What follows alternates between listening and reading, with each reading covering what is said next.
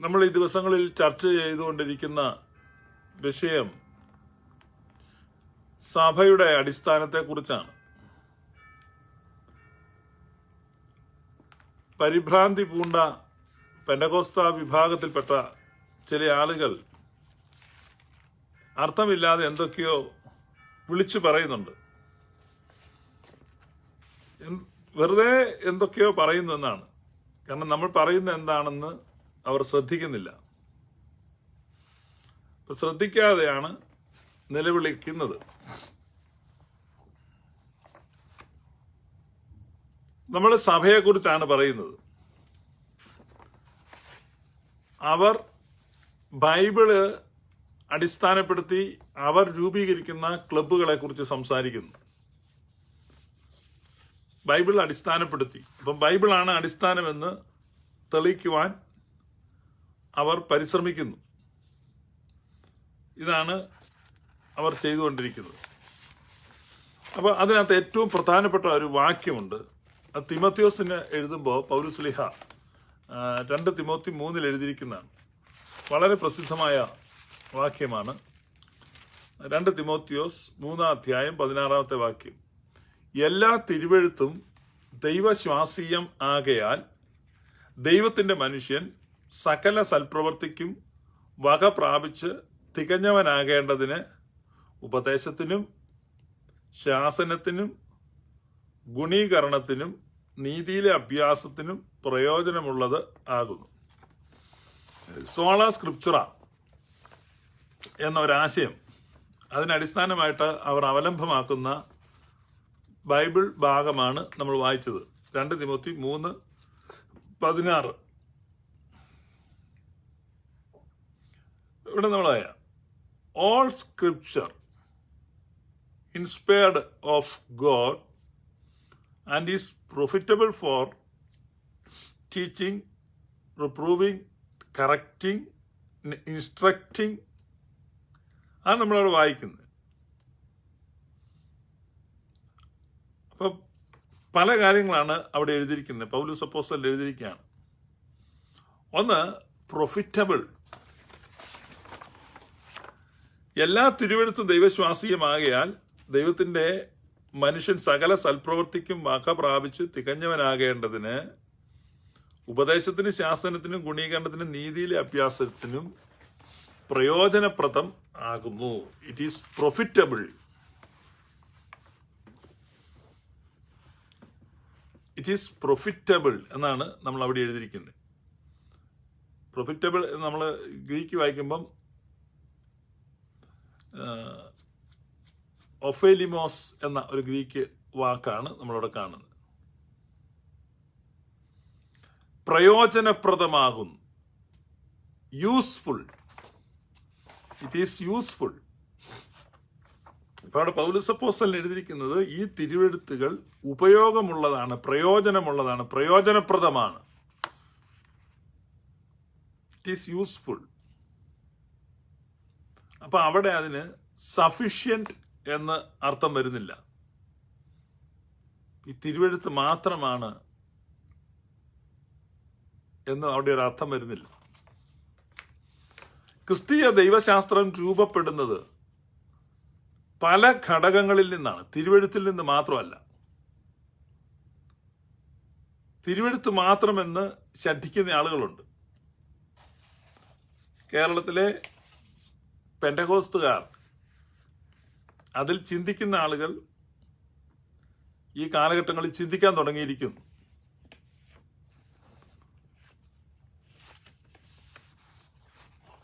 അവരുടെ ചിന്തകൾ വിഡ്ഢികളുടെ അരക്കില്ലങ്ങളെ ഇളക്കിക്കൊണ്ടിരിക്കുകയാണ്. മൂഢസ്വർഗം എന്നൊക്കെ പറയാം. പെന്തക്കോസ്തുകാരുടെ സ്വർഗത്തെ കുറിച്ചാണ് ആ വാക്കുണ്ടായിട്ടുള്ളത്, മൂഢസ്വർഗം. ഇപ്പൊ മൂഢസ്വർഗങ്ങളിൽ വിരാജിക്കുന്ന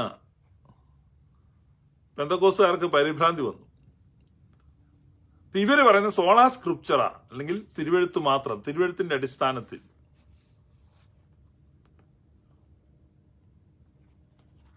പെന്തക്കോസ്തുകാരുടെ ഉപദേശത്തിന് ഒട്ടും നിരക്കുന്നതല്ല. കർത്താവായ യേശുക്രിസ്തു സഭയെ നയിക്കുവാൻ പരിശുദ്ധാത്മാവിനെയാണ് അയച്ചത്. പരിശുദ്ധാത്മാവിനെ കുറിച്ചാണ് വാഗ്ദാനവും ചെയ്തത്. കൽപ്പനകളും നിർദ്ദേശങ്ങളും ഉപദേശങ്ങളും എല്ലാം പരിശുദ്ധാത്മാവിനെ പറ്റിയാണ്, ഒരു വ്യക്തിയെ പറ്റിയാണ്. I will send another councillor.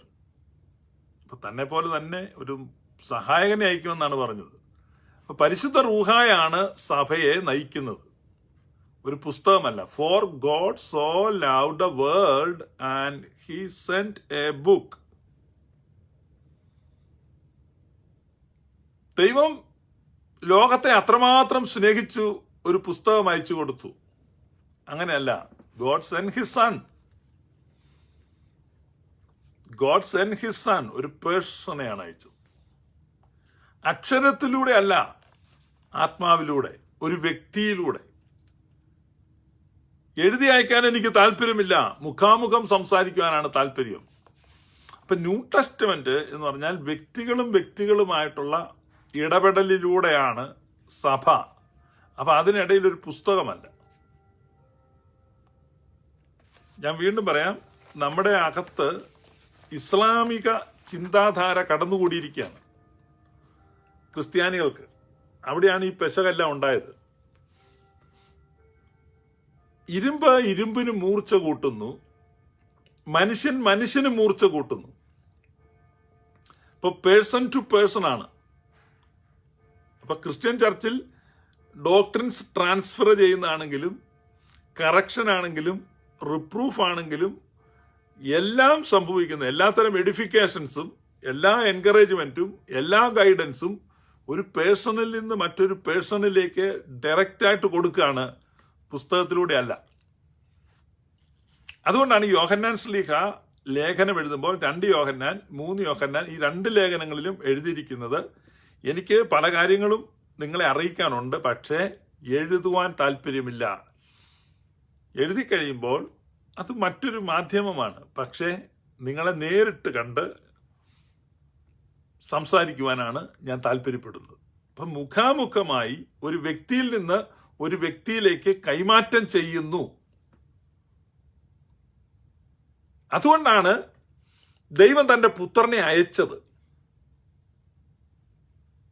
Incarnation. ആ ഇൻകാർണേഷനിൽ വിശ്വസിക്കാത്തവരാണ് പെന്തക്കോസ്തുകാർ. അവർക്ക് അതുകൊണ്ട് ഇതൊന്നും വിശ്വസിക്കാൻ പറ്റത്തില്ല. യേശുക്രിസ്തു ഒരു മായക്കാഴ്ചയായിരുന്നു എന്നാണ് അവർ പറയുക. തെളിവുകൾ വേണമെങ്കിൽ വീഡിയോ നമ്മുടെ കയ്യിലുണ്ട്, തരാം. ആരെങ്കിലും ചോദിച്ചാൽ വീഡിയോ തരാം. അവർ പറയുന്നത് ഇൻകാർണേഷനിൽ അവർ വിശ്വസിക്കുന്നില്ല. ഇനിയിപ്പോൾ ചിലപ്പോൾ അടുത്ത ആഴ്ച ഇൻകാർണേഷനിൽ വിശ്വസിച്ചെന്നിരിക്കും. കാരണം അവർക്ക് പ്രത്യേകിച്ച് വിശ്വാസ പ്രമാണമൊന്നും ഇല്ലാത്തതുകൊണ്ട് എന്ത് വേണമെങ്കിലും പറയാം. എന്തും മാറ്റി പറയാൻ പറ്റും. കാരണം അവർക്ക് നിയതമായ ഒരു ഉപദേശ രൂപം ഇല്ലല്ലോ. അവരെ സംബന്ധിച്ച് എന്ത് വേണമെങ്കിലും വിജയിക്കാൻ വേണ്ടി പറയും. വേശ്യകൾ സാക്ഷി പറയുന്ന പോലെയാണ് പെന്തക്കോസ്തുകാർ സംവാദത്തിന് വരുന്നത്. അവർക്ക് യാതൊരു ലൈസൻസും ഇല്ല, എന്തും പറയാൻ പറ്റും. മാന്യതയില്ലാത്ത സംവാദ ശൈലിയാണ്. അപ്പൊ അതുകൊണ്ട് അവരെ സംബന്ധിച്ച് അവരെന്താ ഉപദേശിക്കുന്നത്, അവരെന്താ വിശ്വസിക്കുന്നത്, ഇതുവരെ അവർ തീരുമാനിച്ചിട്ടില്ല. കുറച്ചു മുമ്പേ ഒരു ചെറുപ്പക്കാരൻ നിന്ന് അലർന്ന് കേട്ടു, പ്രിയപ്പെട്ടവരെ നിങ്ങളെല്ലാം ഇങ്ങോട്ട് വരൂ, ഇവിടെ പല കുറവുണ്ട്, പക്ഷെ നമുക്കിതെല്ലാം ചർച്ച ചെയ്ത് പരിഹരിക്കാം, നമുക്കൊരു ഉപദേശമൊക്കെ ഉണ്ടാക്കാൻ വരാനാ പറയുന്നത്. എന്തൊരു ദയനീയമാ. 110 കൊല്ലം കഴിഞ്ഞിട്ട് ഉപദേശമില്ല, ഇനി ഉപദേശം ഉണ്ടാക്കാന്നാണ് പറയുന്നത്. ഉണ്ടാക്കിയിട്ട് അറിയിക്കുക, അപ്പൊ നമുക്ക് നോക്കാമല്ലോ. ഇപ്പൊ നിങ്ങൾക്ക് ഉപദേശം ഇല്ലെന്ന് നിങ്ങൾ സമ്മതിച്ചു. ഉപദേശം ഇല്ലാത്ത ആളുകൾ എന്ത് സംവാദത്തിനാണ് ക്ഷണിക്കുന്നത്? ഞാൻ സുറിയാനി സഭയിൽ നിന്ന് പെന്തക്കോസ്തു കുഴികളിൽ കിടക്കുന്ന ആളുകളെ വിളിച്ച് നിങ്ങൾക്ക് എന്തെങ്കിലും സംശയങ്ങളുണ്ടെങ്കിൽ ഞങ്ങളുടെ സൂം ദർബാർ, അതായത് ഗ്ലോറിയസ് ദർബാർ എന്ന സൂം ഗ്രൂപ്പിൽ ഫോറത്തിൽ വന്ന് ജോയിൻ ചെയ്യാം. അവിടെ നിങ്ങൾക്ക് ഡിസ്കസ് ചെയ്യാം. ധാരാളം ആളുകൾ അവിടെ എപ്പോഴും കാണും. നിങ്ങൾക്ക് അവിടെ സംസാരിക്കാം. അല്ലെങ്കിൽ ഈ ലൈവിൽ ജോയിൻ ചെയ്യാം. ഒരു റിക്വസ്റ്റ് നേരത്തെ അയച്ചാൽ ഈ ലൈവിൽ ജോയിൻ ചെയ്യാം. ലൈവിൽ ജോയിൻ ചെയ്ത് പരസ്യമായിട്ട് സംസാരിക്കണേ, അങ്ങനെ സംസാരിക്കാം. ഇത് സുറിയാനി സഭകളിൽ നിന്നും പെന്തക്കോസ്റ്റൽ കൾട്ട് ഗ്രൂപ്പുകളിൽ പെട്ടുകിടക്കുന്ന എല്ലാവർക്കുമുള്ള ഓപ്പൺ ഇൻവിറ്റേഷനാണ്. ഇതാണ്. അല്ലാതെ സ്വന്തമായി ഉപദേശമില്ലാത്ത ഒരു ഗ്രൂപ്പുകാർ നടത്തുന്ന സംവാദത്തിൽ പോയിരുന്ന് എന്ത് സമ്മതിക്കാനാണ്? കുറച്ചു മുമ്പേ ഒരു ചെറുപ്പക്കാരൻ നിന്ന് നിലവിളിക്കുന്ന കണ്ടു. ശരി, ഞങ്ങളെ സംബന്ധിച്ചത് തമാശ അല്ല. അപ്പൊ അതുകൊണ്ട് നിങ്ങളൊരു സഭയാണെങ്കിൽ നിങ്ങളുടെ ഉപദേശം എന്താണ്? അങ്ങനെ ഒരു ഉപദേശം നിങ്ങൾക്കുണ്ടോ? ഇല്ലെന്ന് നിങ്ങൾ തന്നെ പറയും. നമുക്കത് ഒരെണ്ണം ഉണ്ടാക്കണമെന്നാണ് പറയുന്നത്. നിങ്ങൾക്കൊരു ഉപദേശം ഇല്ലല്ലോ. ഉപദേശം ഉണ്ടെങ്കിൽ ആ ഉപദേശങ്ങളുമായിട്ട് വരൂ. അപ്പം നമുക്ക് സംവാദം നടത്താം. ഉപദേശം സ്വന്തമായിട്ടില്ലാത്ത നിങ്ങൾ എന്ത് സംവാദം നടത്താൻ? അത്താനാസിയസും ബെസേലിയസും ജൂലിയോസും ഗ്രിഗോറിയസും അന്തിമോസും ഈവാനിയോസും ദിയസ്കോറസും കൂറിയിലോസും ഇവരൊക്കെ ഉണ്ടോ ഇല്ലയോ? ഇതൊക്കെയാണ് നീയൊക്കെ സംസാരിക്കുന്നത്. കെ എബ്രഹാം രാത്രി എതുവഴിയൊക്കെ പോയെന്ന് റൂട്ട് മാപ്പ് തപ്പ്. നിങ്ങളുടെ ഉപദേശകാരെ കല്ലെറിഞ്ഞ് കഴിച്ച് അവർ ഓടിയ വഴി പുല്ല് കിളുത്തായിരുന്നോ കിളുത്തില്ലായിരുന്നോ, അവിടെ അങ്ങനെയാണോ, ഇങ്ങനത്തെ കാര്യങ്ങൾ തിരക്ക്. കാരണം നിങ്ങളെ സംബന്ധിച്ച് ചരിത്രം തിരക്കാൻ ആ ഭാഗങ്ങളിലൊക്കെ അന്വേഷിച്ചാൽ പോരെ. കുമ്പനാടും പ്രാന്തപ്രദേശങ്ങളിലും ടി ജി ഉമ്മച്ചൻ പോയത് ഇതുവഴി, ഇതൊക്കെ തിരക്കിട്ട് വലിയ കാര്യങ്ങളിലൊന്നും ഇടപെടേണ്ട ആവശ്യമില്ല. വെറുതെ ഇരുന്ന് നിലവിളിക്കാൻ. എന്നിട്ട് അവർ തന്നെ പറയാണ് നമ്മൾ ഭയപ്പെട്ടിരിക്കുന്നു. ഇന്നലെ ഒരുത്തനിരുന്ന് പറയുന്നു, അന്ത്യോക്യയുടെ പാത്രിയർക്കീസ് ആയിരുന്ന ഇഗ്നാത്തിയോസ് ജീവിച്ചിരുന്നിട്ടേ ഇല്ല. എവിടെയാലും സ്കോളാസ്റ്റിക് വേൾഡിൽ പറയാൻ കൊള്ളാവുന്ന കാര്യമാണ്. ഇത്തരം മന്ദബുദ്ധികളാണ് സംവാദങ്ങൾ സംഘടിപ്പിക്കുന്നത്. അതുകൊണ്ട് നിങ്ങൾ സ്വന്തമായിട്ട് ഉപദേശം ഉണ്ടാക്കുക. അപ്പൊ ഉപദേശം ഉണ്ടാകുന്നത്, ക്രിസ്തീയ സഭയുടെ ഉപദേശം ഉണ്ടാകുന്നതിന്റെ ഒരു ഫാക്ടർ മാത്രമാണ് സ്ക്രിപ്ചേഴ്സ്, തിരുവെഴുത്തുകൾ. ഒരു ഘടകമാണ്. പല ഘടകങ്ങളിൽ നിന്നാണ് നമുക്ക് ഉപദേശം ഉണ്ടാകുന്നത്. റെവലേഷൻ, അതുപോലെ reasoning, scriptures, culture and context,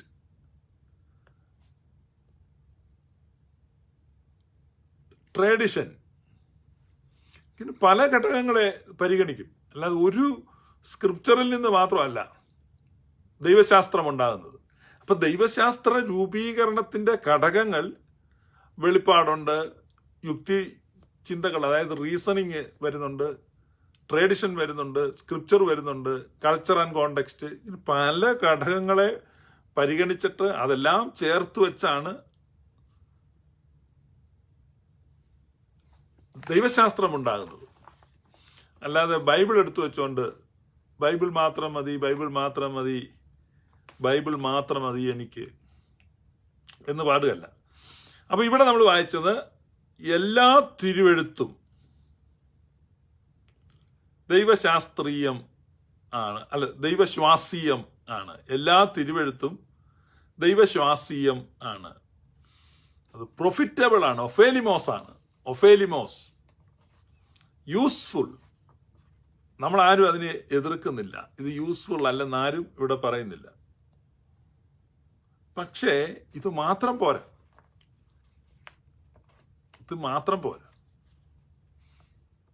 ഉപയോഗമുള്ളതാണ്, പ്രയോജനമുള്ളതാണ്. പക്ഷെ അതുകൊണ്ട് മാത്രം നമുക്ക് നിലനിൽക്കാൻ കഴിയുകയില്ല.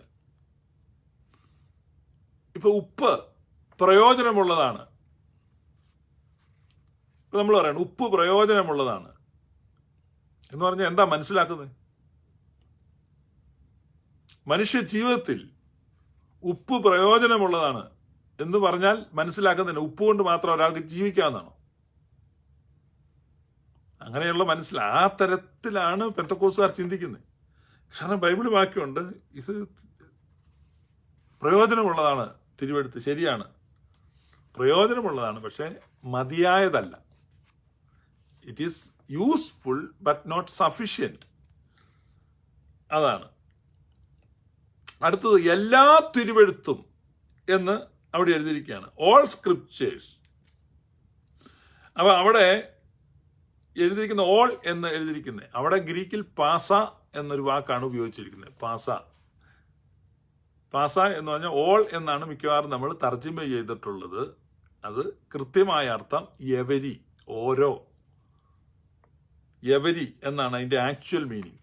പാസ എന്ന് പറഞ്ഞാൽ എവരി എന്ന് പറഞ്ഞാൽ ഓരോ തിരുവെഴുത്തും, എല്ലാ തിരുവെഴുത്തും നമ്മൾ എഴുതിയിരിക്കുന്നത്. ഓരോ തിരുവെഴുത്തും ദൈവശ്വാസീയമാണ്. അത് ഉപദേശത്തിനും ശാസനത്തിനും ഗുണീകരണത്തിനും നീതിയിലെ അഭ്യാസനത്തിനും പ്രയോജനമുള്ളതാണ്. അപ്പൊ അങ്ങനെ നമ്മൾ പറയുമ്പം ബൈബിളിലെ ഓരോ പുസ്തകവും, ബൈബിളിലെ ഓരോ പുസ്തകത്തിലെ ഓരോ അധ്യായവും ഓരോ വാക്യങ്ങളും ഇൻഡിവിജ്വലി ഈ ക്വാളിറ്റി പുലർത്തുന്നതായിരിക്കണം. ഞാൻ പറഞ്ഞത് ഇവരുടെ വാദം ശരിയാണെങ്കിൽ, നമ്മൾ വായിച്ചുകൊണ്ടിരിക്കുന്നത് 2 തിമോത്തി 3:16 അപ്പൊ ഓരോ തിരുവെഴുത്തും ദൈവശ്വാസീയമാകയാൽ ദൈവത്തിന്റെ മനുഷ്യൻ സകല സൽപ്രവൃത്തിക്കും വക പ്രാപിച്ചു തികഞ്ഞവനാകേണ്ടതിന്. നിങ്ങൾ എത്ര പേര് വിശ്വസിക്കുന്നുണ്ട് ഓരോ തിരുവെഴുത്തും ദൈവശാസ്ത്രീയമാണ് എന്ന്, അല്ല ദൈവശ്വാസീയമാണ് എന്ന്? ഓരോ തിരുവെഴുത്തും, ഈ ബൈബിളിലുള്ള ഓരോ തിരുവെഴുത്തും നമുക്ക് നീതിയിലെ അഭ്യാസനത്തിനും നമുക്ക് ഗുണീകരണത്തിനും നമുക്ക് പ്രയോജനമാകുമെന്ന് ആര് വിശ്വസിക്കുന്നു? നിങ്ങൾ ആരെങ്കിലും വിശ്വസിക്കുന്നുണ്ടോ? നിങ്ങൾ അങ്ങനെ ബൈബിള് വായിച്ചു നോക്കുക. ഞാൻ പെന്തക്കോസ്തിൽ നിൽക്കുന്ന ആളുകളോടാണ് പറയുന്നത്, നിങ്ങൾ നോക്കുക. അപ്പൊ അതൊരു വഞ്ചനയാണ്. ഞാൻ വേണേൽ ചില ഭാഗങ്ങളൊക്കെ വായിച്ചു കേൾപ്പിക്കാം. നല്ലപോലെ നീതിയിൽ അഭ്യാസം കിട്ടുന്നേ ഓരോ തിരുവെഴുത്തും എന്ന് പറഞ്ഞു. അപ്പൊ ഇവിടെ നമ്മൾ മനസ്സിലാക്കേണ്ടത്, നിങ്ങൾ പെന്തക്കോസ്ത് വിഭാഗത്തിൽപ്പെട്ട ആരെങ്കിലും നിങ്ങളോട് സംസാരിക്കുകയാണെങ്കിൽ നിങ്ങൾ അവരോട് ചോദിക്കേണ്ടതാണ്, എന്താണ് ഇതിന്റെ അർത്ഥം? ഓരോ തിരുവെഴുത്തും ഇത് ഈ കാര്യങ്ങൾക്കൊക്കെ പ്രയോജനപ്പെടും. അങ്ങനെയാണെങ്കിൽ ഇവിടെ നിന്നൊക്കെ ഓരോ ഭാഗങ്ങളങ്ങ് വായിക്കണം. ഇതെങ്ങനെയാണ് പ്രയോജനപ്പെടുന്നത് എന്ന് ചോദിക്കാം. യഹസ്കേൽ പ്രവചനം ഒക്കെ എടുത്ത്, ദിനവൃത്താന്ത പുസ്തകവും ഒക്കെ എടുത്ത് വായിക്കുക. അത് വായിച്ചിട്ട് ഇതുകൊണ്ട് എങ്ങനെയാണ് പ്രയോജനമുണ്ടാകുന്നത്? അവൻ മുടിഞ്ഞു പോകട്ടെ, അവന്റെ സന്തതി ഇല്ലാതെ അലഞ്ഞു തിരിയട്ടെ, ഇങ്ങനെയൊക്കെ എഴുതി വെച്ചിരിക്കുക. വേറെ ഒരുപാട് കാര്യങ്ങളുണ്ട്. അപ്പൊ ഇതൊക്കെ നമ്മൾ എങ്ങനെയാണ് നമുക്ക് നീതിയിലെ അഭ്യാസനത്തിന് പ്രയോജനപ്പെടുന്നത് എങ്ങനെയാണ്? ഹൗ? അത് ചോദിക്കുക അവരോട്. പിന്നെ അടുത്തത് ആ വാക്യം തന്നെ നമ്മൾ വായിച്ചുകൊണ്ടിരിക്കുന്നത്, എല്ലാ തിരുവെഴുത്തും ദൈവശ്വാസീയമാകിയാൽ ദൈവത്തിന്റെ മനുഷ്യൻ. അപ്പൊ പൗലൂസ്ലീഹയാണ് ഇത് എഴുതുന്നത്. പൗലൂസ്ലീഹ തിമോത്തിയോസിന് എഴുതുമ്പോ എല്ലാ തിരുവെഴുത്തും എന്ന് ഉദ്ദേശിച്ചിരിക്കുന്നത് പഴയ നിയമ തിരുവെഴുത്തുകളെയാണ്. കാരണം അന്ന് പുതിയ നിയമമില്ല. അപ്പൊ പഴയ നിയമ തിരുവെഴുത്തുകളെ കുറിച്ചുള്ള വാക്യമാണിത്.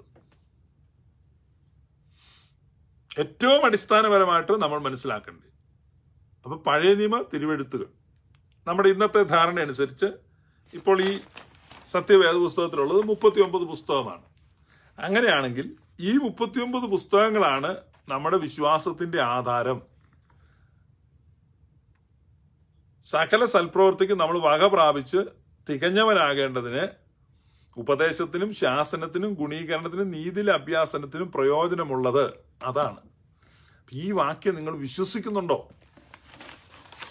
നിങ്ങൾ പെന്തക്കോസ്റ്റൽ സുഹൃത്തുക്കളോട്, എന്നെ കേൾക്കുന്ന പെന്തക്കോസ്തിൽ നിന്ന് രക്ഷപ്പെട്ടവരും പെന്തക്കോസ്റ്റൽ അല്ലാത്തവരുമായ പ്രിയപ്പെട്ടവര്, നിങ്ങൾക്ക് പെന്തക്കോസ്തുകാരുടെ സംസാരിക്കുന്നത് ചോദിക്കേണ്ട. ഇനി പെന്തക്കോസ്തുകാർ നിങ്ങളോട് സംസാരിക്കത്തില്ല എന്ന് എനിക്കറിയാം. കാരണം ഏലിയാസ് കല്ലിടുമ്പിൽ എന്ന് പറഞ്ഞൊരു സുഹൃത്ത്, ഒരു പോലീസുകാരനാണ്, പെന്തക്കോസ്റ്റിലെ ഒരു പാസ്റ്ററും കൂടിയാണ്. അദ്ദേഹം എന്നോട് കുറച്ചാൾ കഴിഞ്ഞ വർഷം 2 വർഷം മുമ്പ് സംസാരിച്ചിരുന്നു. ആ വീഡിയോ ഒക്കെ നിങ്ങൾക്ക് കാണാം. അദ്ദേഹം എന്നോട് പറഞ്ഞാണ്, അദ്ദേഹം വീട്ടിൽ നിന്ന് ഇറങ്ങി ഈ ജംഗ്ഷനിലേക്ക് പോകുമ്പം അവിടെ ഒരു യാക്കോബായക്കാരന്റെ വീടുണ്ട്. അപ്പൊ ഇദ്ദേഹം എന്നും രക്ഷിക്കപ്പെടണമെന്ന് പറയും. യാക്കോബായക്കാരനോട് സുവിശേഷം അങ്ങോട്ട് പോകുമ്പോഴും പറയും, ഇങ്ങോട്ട് വരുമ്പോഴും. അങ്ങോട്ട് പോകുമ്പോൾ രാവിലെ ഉണ്ട് ഒരു ചെറിയ കോച്ചിങ്, വൈകുന്നേരമുണ്ട്. അപ്പൊ ഇയാളെ കൊണ്ട് പൊറുതി മുട്ടിയിരിക്കാൻ. അപ്പൊ ഞാൻ ഈ ലൈവ് തുടങ്ങിയ പിന്നെ ഈ പോലീസുകാരൻ ഇറങ്ങി ചെല്ലുന്ന നോക്കി യാക്കോബായക്കാരൻ മുറ്റത്ത് നിൽക്കും. കാരണം തിരിച്ച് 2 ചോദിക്കാനാ. പുള്ളി എന്നോട് ആദ്യകാലത്ത് പറഞ്ഞ, ഇപ്പൊ ഞാൻ പുള്ളിയെ കാണാൻ നടക്കാന്ന് പറഞ്ഞു. കാരണം മറ്റേ ഈ പുള്ളി. അപ്പൊ അതുപോലെ യാക്കോബായക്കാരും ഓർത്തഡോക്സുകാരും കത്തോലിക്കരും ഒക്കെ പെന്തക്കോസ്തുകാരെ കൈകൊട്ടി വിളിക്കണേ. ഇനി അങ്ങനെ പോകാൻ വിടരുത്. ഇനി വരാൻ പറയണം, ചോദിക്കണം. മാസ്റ്ററെ അങ്ങനെ അങ്ങ് പോയാൽ മതില്ല, ഞാൻ ഒന്ന് കയറിച്ചു പോകും, ഒന്ന് ചോദിക്കട്ടെ. മറ്റേ അവരായിരുന്നല്ലോ പറഞ്ഞോണ്ടിരുന്നേ. ഇതിപ്പോ now it is your turn. നിങ്ങൾ ചോദിക്കുക. ഈ വാക്യം എടുത്ത് വെച്ചിട്ട് എല്ലാ തിരുവെഴുത്തും ദൈവശ്വാസീയമാകിയാൽ ഈ ഭാഗത്ത് പൗലോസ് ശ്ലീഹ എല്ലാ തിരുവെഴുത്തും എന്നതുകൊണ്ട് ഉദ്ദേശിച്ചത് ഏതിനെയാണ്? കമോൺ പറയൂ, ഏതിനെയാണ്? പൗലോസ് അപ്പോസ്തലൻ ഇത് എഴുതുന്ന സമയത്ത് പുതിയ നിയമമില്ല. അപ്പൊ പഴയ നിയമ ഗ്രന്ഥങ്ങളെയാണ് പൗലോസ് ശ്ലീഹ. അപ്പൊ പൗലോസ് ശ്ലീഹ പറയുന്നത് എല്ലാ തിരുവെഴുത്തും പഴയ നിയമം നമ്മുടെ ഉപദേശത്തിനും ശാസനത്തിനും ഗുണീകരണത്തിനും നീതിയിലെ അഭ്യാസനത്തിനും പ്രയോജനമുള്ളതാണ്, വേറെ ഒന്നും വേണ്ട എന്നാണ് പെന്തക്കോസ്തുകാർ പറയുന്നത്. ശരി, അങ്ങനെയെങ്കിൽ പെന്തക്കോസ്തുകാർ പഴയ നിയമം മാത്രമേ കൊണ്ടു നടക്കാൻ പാടുള്ളൂ.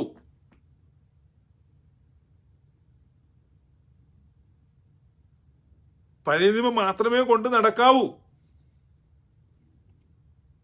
കാരണം പഴയ നിയമത്തിന് കിട്ടുന്ന ഒരു സർട്ടിഫിക്കേഷനാണിത്. 9006 സർട്ടിഫിക്കേഷൻ, ISO 916 അങ്ങനെയൊക്കെ പറഞ്ഞ് പല പല സർട്ടിഫിക്കേഷൻ ഉണ്ടല്ലോ, ISI.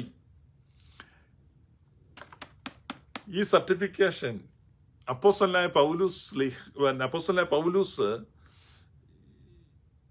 പഴയ നിയമത്തിന് കൊടുക്കുന്ന ഒരു സർട്ടിഫിക്കേഷനാണ്, ഓൾഡ് ടെസ്റ്റമെന്റിന്.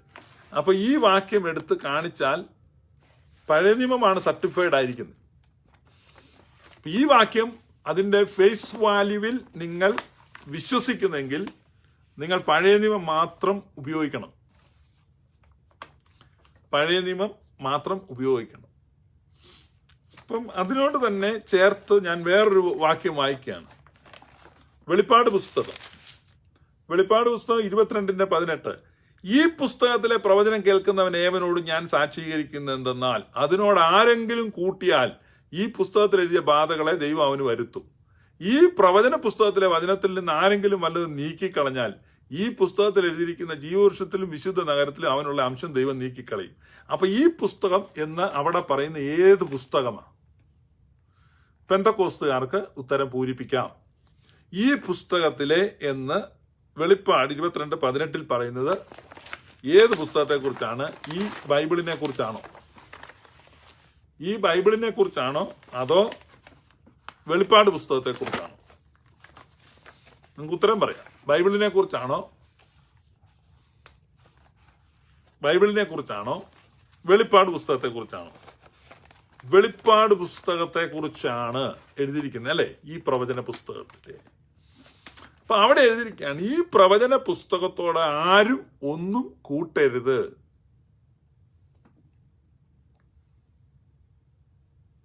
അപ്പൊ നിങ്ങൾ ഈ പ്രവചന പുസ്തകത്തോടല്ലേ വേറെ 65 പുസ്തകം കൂട്ടിച്ചേർത്ത് വെച്ചിരിക്കുന്നത്? ഈ പുസ്തകത്തോട് 65 പുസ്തകം കൂട്ടിച്ചേർത്ത് തുന്നി വെച്ചിരിക്കുകയാണ്. അപ്പൊ നിങ്ങൾക്ക് ഈ ബാധ മുഴുവൻ വരികയല്ലേ?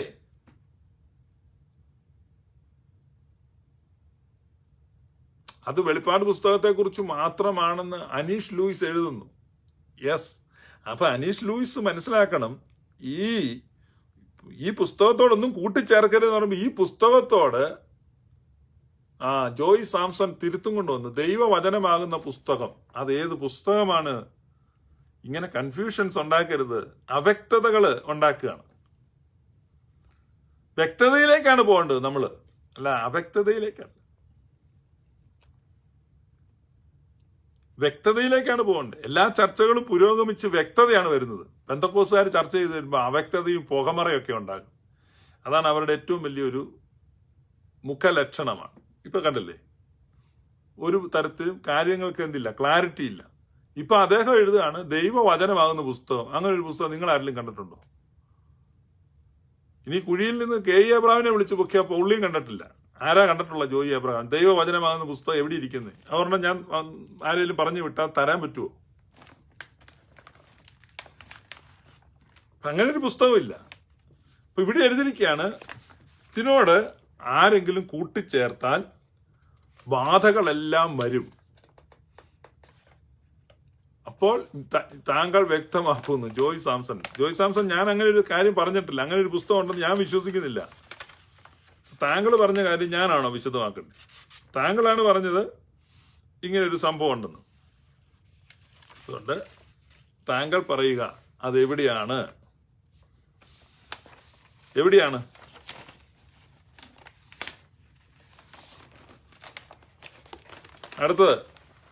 അടുത്തൊരു വാക്യം ഞാൻ വായിക്കുകയാണ്.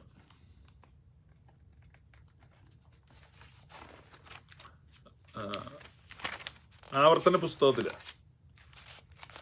ആവർത്തന പുസ്തകം 4-ാം അധ്യായം, ആവർത്തന പുസ്തകം 4-ാം അധ്യായം 2-ാമത്തെ വാക്യം. ആവർത്തന പുസ്തകം 2-ാം അധ്യായം. ഞാൻ നിങ്ങളോട് കൽപ്പിക്കുന്ന നിങ്ങളുടെ ദൈവമായ യഹോവയുടെ കൽപ്പനകളെ നിങ്ങൾ പ്രമാണിക്കണം. ഞാൻ നിങ്ങളോട് കൽപ്പിക്കുന്ന വചനത്തോട് കൂട്ടുകയോ അതിൽ നിന്ന് കുറയ്ക്കുകയോ ചെയ്യരുത്.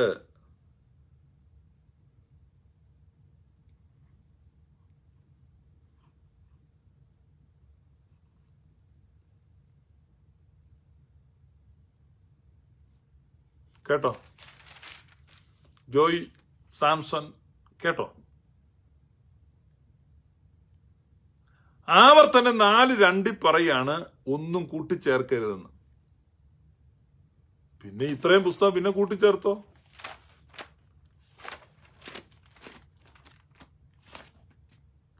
ആവർത്തനം 4:2 വചനം പറഞ്ഞു കഴിഞ്ഞിട്ട് പിന്നെ ഇത്രയും സാധനം കൂട്ടിച്ചേർത്തില്ലേ? പിന്നെ വെളിപ്പാട് 22 വചനം കഴിഞ്ഞ് ഒന്നും കൂട്ടാൻ പാടില്ല എന്ന് നിങ്ങൾ പറയുക.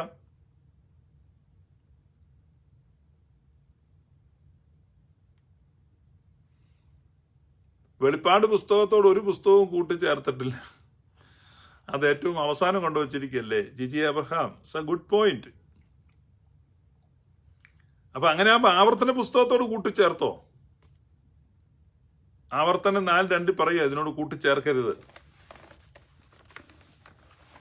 അത് യഹൂദന്മാരുടെ ഇടയിലുണ്ടായിരുന്ന ഒരു എഴുത്ത് ശൈലിയാണ്. അതാ മനസ്സിലാക്കേണ്ടത്. അല്ലാതെ അതിനോട് കൂട്ടിച്ചേർക്കരുത്, വേറൊന്നും പാടില്ല. ബൈബിൾ മാത്രം മതി, ബൈബിൾ മാത്രം മതി, ബൈബിൾ മാത്രം മതി എനിക്ക് ആണ് അവരുടെ പാട്ട്. ഇതാണ് ഈ സോളാ സ്ക്രിപ്ചറ എന്ന പരമ അബദ്ധ ഉപദേശം. അവർ കൊണ്ടുവരുന്ന വാക്യങ്ങളൊക്കെ ഇവിടുന്നാണ്. അവർ കൊണ്ടുവരുന്ന വാക്യം ഇവിടുന്ന് കൊണ്ടുവരികയാണ്. പൊക്കിക്കൊണ്ടുവന്നിട്ട് അവർ പറയുകയാണ് ഒരിക്കലും മറ്റൊരു കാര്യവും അതിനോട് നമുക്ക് കൂട്ടിച്ചേർക്കാൻ പറ്റത്തില്ല.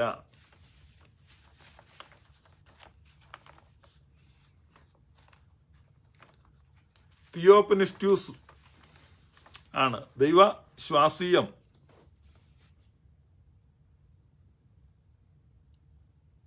തിയോപനിസ്റ്റ്യോസ് ദൈവത്തിന്റെ അരുളപ്പാടുകളോട് ഒന്നും കൂട്ടരുത് എന്നാണ്. അത് തന്നെ നമുക്ക് നോക്കാം എങ്ങനെയാണെന്ന്.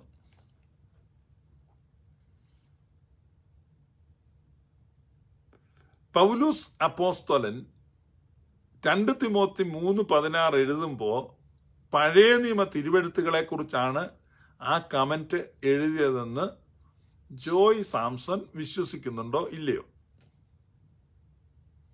സ്വന്തമായിട്ട് അല്പസമയം ആലോചിച്ചിട്ട് ഒരു കമന്റിൽ ഉത്തരം എഴുതുക. അപ്പൊ നമുക്കറിയാം.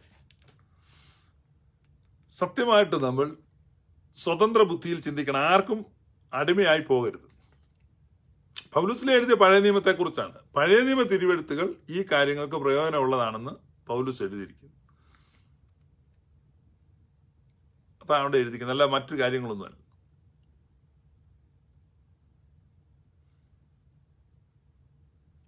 അപ്പൊ പൗലൂസ് അപ്പോസ്തലൻ ഇവിടെ എഴുതിയിരിക്കുന്നത് പഴയ നിയമ തിരുവെഴുത്തുകളെ കുറിച്ചാണ്. ഞാൻ അതിന് തെളിവ് തരാം.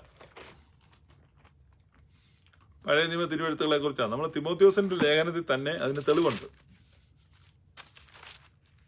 ഞാൻ ഒന്ന് എടുത്തോട്ടെ.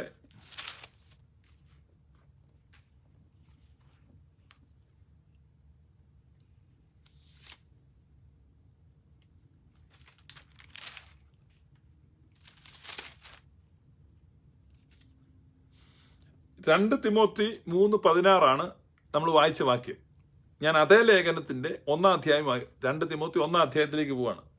2 തിമോത്തി 1-ാം അധ്യായം. ഞാൻ പൂർവന്മാരുടെ ദൃഷ്ടാന്തം അനുസരിച്ച്, പൗലോസ് അപ്പോസ്തലൻ പറയാണ്, ഞാൻ പൂർവന്മാരുടെ ദൃഷ്ടാന്തം അനുസരിച്ച്. ആരാണത്? പൗലോസ് ശ്ലീഹായുടെ പൂർവന്മാരാരാണ്? പൂർവന്മാരുടെ ദൃഷ്ടാന്തം അനുസരിച്ച് നിർമ്മല മനസാക്ഷിയോടെ ആരാധിക്കുന്ന ദൈവത്തിന് നിന്റെ നിർവ്യാജ വിശ്വാസത്തിന്റെ ഓർമ്മ നിമിത്തം സ്തോത്രം ചെയ്യുന്നു.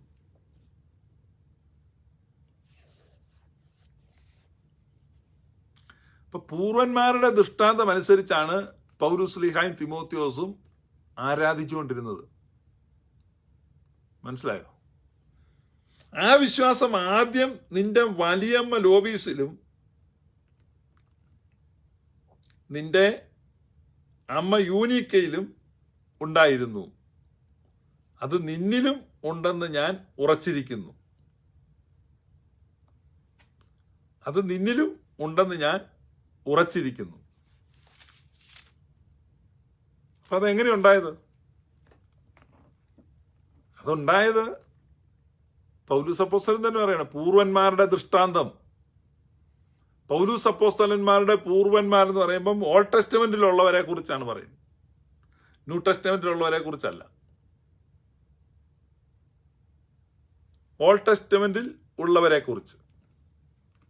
ഇനി 2 തിമോത്തി 3:14 പറയാണ്, ഇന്നവരോട് പഠിച്ചു എന്ന് ഓർക്കുകയും ക്രിസ്തുയേശുവിലുള്ള വിശ്വാസത്താൽ നിന്നെ രക്ഷയ്ക്ക് ജ്ഞാനിയാക്കുവാൻ മതിയായ തിരുവെഴുത്തുകളെ ബാല്യം മുതൽ അറിയുകയും ചെയ്യുന്നത് കൊണ്ട് നീ പഠിച്ചും നിശ്ചയം പ്രാപിച്ചും ഇരിക്കുന്നതിൽ നിലനിൽക്കുക. തിമോത്തിയോസിന്റെ ബാല്യം മുതൽ തിമോത്തിയോസ് അറിയുന്ന തിരുവെഴുത്തുകൾ ഏതാണ്? തിമോത്തിയോസിന്റെ വല്യമ്മയ്ക്കും അമ്മയ്ക്കും അറിയാമായിരുന്ന തിരുവെഴുത്തുകൾ ഏതാണ്? പൂർവന്മാരുടെ ദൃഷ്ടാന്തം അനുസരിച്ച് കിട്ടിയ തിരുവെഴുത്തുകൾ ഏതാണ്? ചോദ്യം 4 എണ്ണമാണ്. ഈ 4 ചോദ്യത്തിന് സത്യസന്ധമായി നിങ്ങൾ ഉത്തരം പറഞ്ഞാൽ പഴയ നിയമ തിരുവെഴുത്തുകൾ എന്നാണ് ഉത്തരം. അപ്പൊ 2 തിമോത്തി 3:16 നിങ്ങൾ വിശ്വസിക്കുന്നെങ്കിൽ, അതേപടി നിങ്ങൾ അംഗീകരിക്കുന്നെങ്കിൽ പഴയ നിയമം മാത്രമാണ് നിങ്ങൾ എടുക്കേണ്ടത്. അപ്പൊ ആ പഴയ നിയമത്തിനോട് ഈ 27 പുസ്തകങ്ങൾ കൂട്ടിച്ചേർത്ത് വെച്ചത് അലക്സാണ്ട്രിയയിലെ അത്താനാസിയോസ് ബാവായാണ്.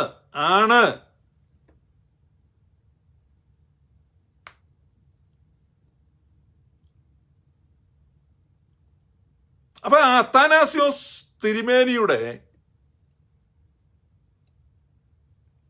മജസ്റ്റീരിയം, ആ അതോറിറ്റി,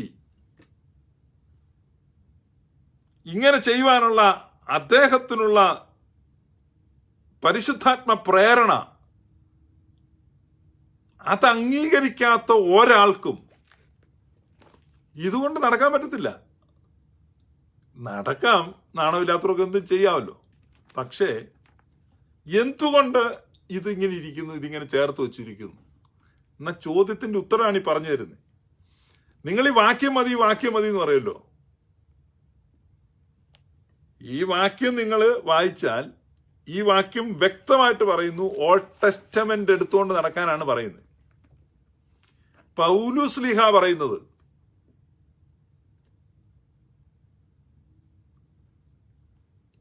യേശുക്രിസ്തു വായിച്ച ബൈബിൾ ഏതാ? യേശുക്രിസ്തു വായിച്ച ബൈബിൾ പഴയ നിയമമാണ്. പൗലോസ് ലീഹ വായിച്ച ബൈബിൾ ഏതാണ്? പഴയ നിയമമാണ്. തിമോത്തിയോസിന്റെ വലിയമ്മ, അമ്മ ലോവീസും യൂനീക്കായും വായിച്ച ബൈബിൾ ഏതാണ്? പഴയ നിയമമാണ്. ചെറുപ്പം മുതൽ തിമോത്തിയോസ് കേട്ടത് ഏതാണ്? ബാല്യം മുതൽ അറിഞ്ഞ തിരുവെഴുത്തുകൾ പഴയ നിയമമാണ്. രക്ഷയ്ക്ക് ജ്ഞാനിയാക്കാൻ അവനെ മതിയായവനാക്കിയതാരാണ്? പഴയ നിയമമാണ്. ആ തിരുവെഴുത്തുകൾ ശാസനത്തിനും പ്രബോധനത്തിനും നീതിയിലെ അഭ്യാസനത്തിനും പ്രയോജനപ്രദമാണെന്ന് പൗലോസ് ലീഹ മെൻഷൻ ചെയ്യുന്ന ഏത് തിരുവെഴുത്തുകളെ കുറിച്ചാണ്? പഴയ നിയമത്തെ കുറിച്ചാണ്. ഇത്രയും കാര്യങ്ങൾ നിൽക്കുമ്പോൾ ആ പഴയ നിയമത്തോട് ഈ പുതിയ പുസ്തകങ്ങൾ കൂട്ടിച്ചേർത്ത് വെച്ചത് ആരാണ്? കോടിത്തുണിക്കണ്ടം പഴയതിനോട് കൂട്ടിച്ചേർത്ത് തുന്നരുതെന്നല്ലേ യേശു പറഞ്ഞേ?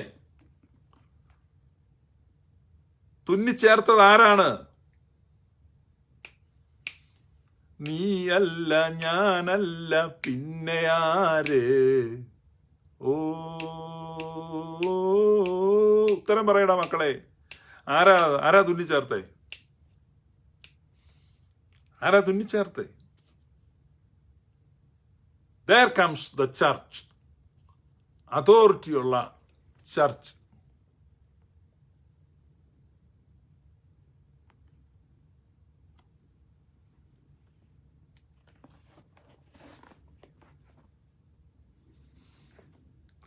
ഇത് നിങ്ങൾ മനസ്സിലാക്കുക.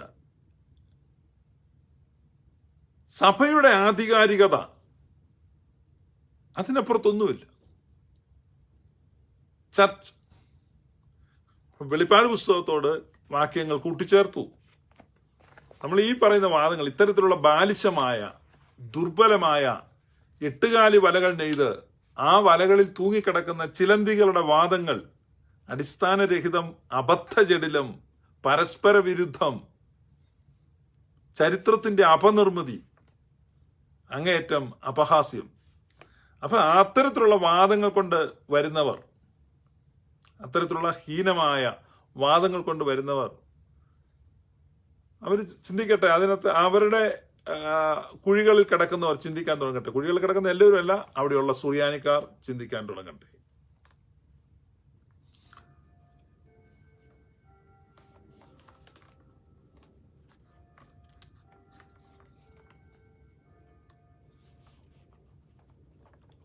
അപ്പൊ ഇതാണ് നമ്മൾ പറഞ്ഞുകൊണ്ടിരിക്കുന്നത്. പൗലോസ് അപ്പോസ്തലൻ 2 തിമോത്തി 3 ആരായിരിക്കും? ഡെനീഷ് സെബാസ്റ്റ്യൻ. വായിക്കാൻ പറ്റില്ല, എന്തോ റെക്കോർഡ് ചെയ്യാൻ തയ്യാറാണോ? പരിപാടി ഞങ്ങൾ റെക്കോർഡ് ചെയ്യും, പ്രവേശിപ്പിക്കാൻ ധൈര്യം ഉണ്ടോന്ന്.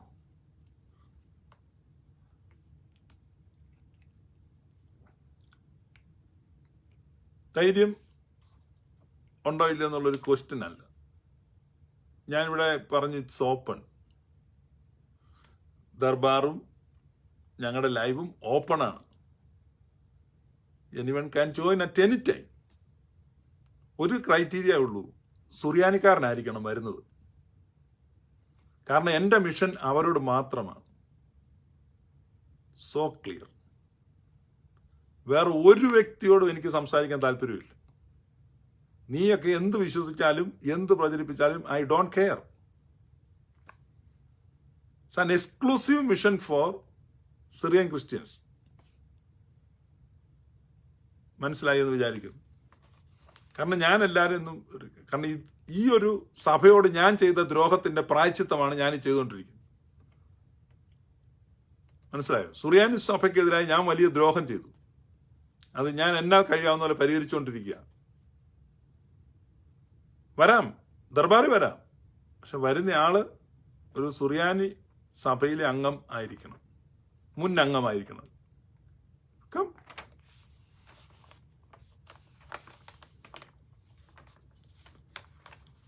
കാരണം പൗലോസ് ശ്ലീഹ വൈകാരികമായിട്ടാണ് സംസാരിക്കുന്നത്, ബൗദ്ധികമായിട്ടല്ല. പൗലോസ് ശ്ലീഹ തിമോത്തിയോസിന് എഴുതുമ്പോൾ പറയുകയാണ്, ഡെനീഷ് സെബാസ്റ്റ്യൻ കേൾക്കണം. പൗലോസ് ശ്ലീഹ തിമോത്തിയോസിന് എഴുതുമ്പോൾ, ഞാൻ പൗലോസ് ശ്ലീഹയുടെ അതേ ശൈലി അവലംബിക്കുന്നത്, അതുകൊണ്ടാണ്. പൗലോസ് ശ്ലീഹ തിമോത്തിയോസിന് എഴുതുമ്പോൾ പറയാണ്, 2 തിമോത്തി ആരംഭിക്കുകയാണ് 1-ാം അധ്യായം. എല്ലാവരും ലിസൺ ചെയ്യുക. ക്രിസ്തുവേശുവിനുള്ള ജീവന്റെ വാഗ്ദത്ത പ്രകാരം ദൈവേഷ്ടത്താൽ ക്രിസ്തുവേശുവിന്റെ അപ്പോസ്തലനായ പൗലോസ് പ്രിയ മകനായ തിമോത്തിയോസിന് എഴുതുന്നത്, പിതാവായ ദൈവത്തിങ്കിൽ നിന്നും നമ്മുടെ കർത്താവായ യേശുക്രിസ്തുവിൽ നിന്നും നിനക്ക് കൃപയും കനിവും സമാധാനവും ഉണ്ടാകട്ടെ.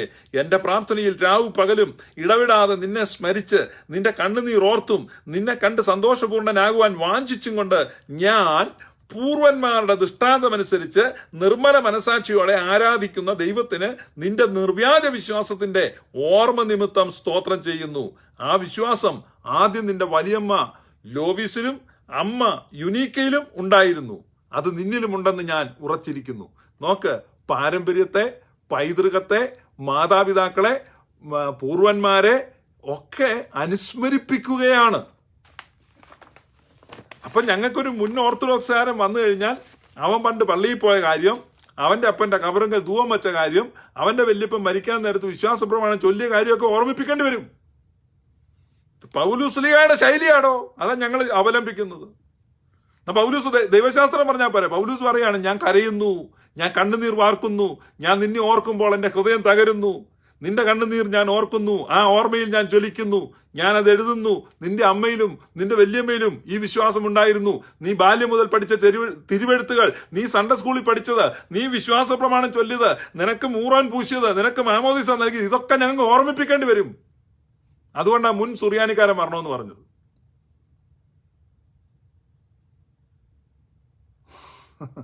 മനസ്സിലായി എന്നും ചിന്തിക്കുന്നു. അതും ബൈബിളിൽ നിന്ന് വേണ്ടിയുണ്ട് എടുത്ത് കാണിച്ചു കേട്ടോ. എല്ലാം ബൈബിളിൽ നിന്ന് കണ്ടാൽ ഇവന്മാർക്ക് അങ്ങോട്ട് തൃപ്തി വരത്തുള്ളൂ. മതിയായല്ലോ, കിട്ടി ബോധിച്ചെങ്കിലും ഒന്ന് പറഞ്ഞരുത് ബൈബിളിൽ നിന്ന് കിട്ടിയില്ലേ, ബൈബിളിൽ നിന്നാ പറയും. അപ്പൊ എല്ലാ തിരുവെഴുത്തും ദൈവശ്വാസീയമാണ്. കർത്താവായ യേശുക്രിസ്തു സ്ഥാപിച്ച സഭ, നീ പത്രോസാകുന്നു, ഈ പാറമേ ഞാൻ എൻ്റെ സഭയെ പണിയും. പാതാള ഗോപുരങ്ങൾ ജയിക്കാതെ 2 സഹസ്രാബ്ദങ്ങൾ പിന്നിട്ട് നിൽക്കുന്ന ആ സഭ, വിശുദ്ധന്മാരും സഹദന്മാരും മൗദ്യാനന്മാരും ഏവങ്കലിസ്തന്മാരും അപ്പോസ്തലന്മാരും അപ്പോസ്തലിക പിതാക്കളും സഭാപിതാക്കന്മാരും വിശുദ്ധരും താപസന്മാരും ഇഹിദായക്കാരും ദയറാക്കാരും മരുഭൂപിതാക്കന്മാരും മരുഭൂമാതാക്കളും കോടാനുകൂടി വിശുദ്ധന്മാർ ജാഗ്രതയോടെ നിരന്തരം തിരശ്ശീലയ്ക്കപ്പുറത്തു നിന്നും കമ്മ്യൂണിയനിൽ പങ്കെടുത്തുകൊണ്ടിരിക്കുന്ന കർത്താവായ ഈശോ മിശിഹായുടെ രക്തശരീരങ്ങൾ ആഘോഷിക്കുന്ന ക്രിസ്തു മഹാപുരോഹിതനായി പിതാവിന്റെ വലതുഭാഗത്തിരിക്കുമ്പോൾ ആ മഹാപൗരോഹിത്യത്തിന്റെ തുടർ ശുശ്രൂഷ ഭൂമിയിൽ ചെയ്യുന്ന പൗരോഹിത്യവും ബലിയും നിലനിൽക്കുന്ന അപ്പസ്തോലിക സഭ, ആ സഭയിൽ അംഗമാകുക. അപ്പോൾ മാത്രമേ നിങ്ങളുടെ സംശയങ്ങൾ മാറത്തുള്ളൂ. അപ്പോൾ മാത്രമേ നിങ്ങളുടെ ഹൃദയത്തിൽ പൂർണ്ണ സമാധാനം ലഭിക്കത്തുള്ളൂ. അതാണ് കർത്താവ് പറഞ്ഞത്, എൻ്റെ സമാധാനം ഞാൻ നിങ്ങൾക്ക് തന്നുവെച്ചു പോകുന്നു, അത് ലോകം നൽകുന്ന സമാധാനമല്ല. അതാണ് നമുക്കുണ്ടാകേണ്ടത്. അതിലൂടെ മാത്രമേ കിട്ടുന്നുള്ളൂ. അതിലൂടെ മാത്രം. അപ്പോൾ നിങ്ങൾ ചോദിച്ചേക്കാം ഒരു പക്ഷേ, അപ്പോസ്തലിക സഭകളിലുള്ള എല്ലാവർക്കും സമാധാനമുണ്ടോ? അവിടെ സമാധാനമുണ്ടോ? ആ എൻലൈറ്റ്മെന്റ് കിട്ടുന്നവർക്കെല്ലാം സമാധാനമുണ്ട്. അവിടെയാണ് ദൈവം ശാശ്വതമായ അനുഗ്രഹങ്ങളെ കൽപ്പിച്ചിരിക്കുന്നത്. ദൈവം ശാശ്വതമായ അനുഗ്രഹങ്ങളെ കൽപ്പിച്ചിരിക്കുന്നത്. അപ്പൊ അതുകൊണ്ട് തത്വശാസ്ത്രത്തിന്റെ എന്താ പറഞ്ഞ വെറും വഞ്ചനയും തത്വജ്ഞാനവും കൊണ്ട് ആരും നിങ്ങളെ കവർന്ന് കളയരുത്. വെറും വഞ്ചനയും തത്വചിന്തയും കൊണ്ട് ആരും നിങ്ങളെ കവർന്ന് കളയരുത്. Christianity is a relationship.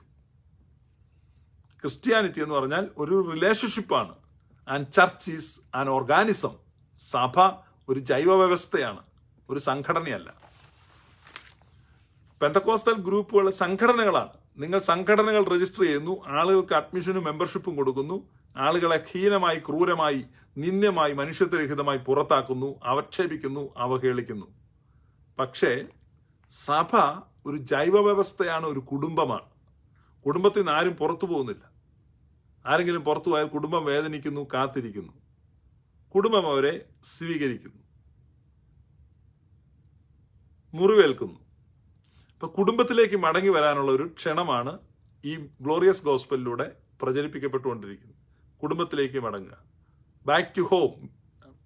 നിങ്ങൾക്ക് വേണേൽ അങ്ങനെ ഒരു മിനിസ്ട്രി രജിസ്റ്റർ ചെയ്യാം.